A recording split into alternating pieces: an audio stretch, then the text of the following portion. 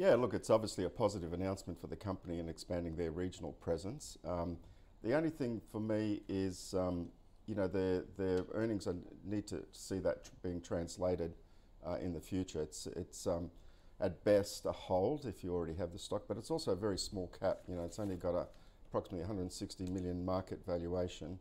The earnings hasn't been great, as you can imagine, in the airline industry. But look, this could be a turnaround story, and certainly the trend is starting to become more positive. As you can see there, it's been moving up and it's breaking above what we call that kind of small resistance level as well. So, all in, I wouldn't be, like I said, it's a small cap, very illiquid as well. I think there's something like less than $50,000 worth of shares traded every day. So it's not going to attract institutional buyers, that's for sure. So, if you've got it, you'd probably hold it, but I wouldn't be a buyer of it myself in this space right now. I think there's better opportunities elsewhere.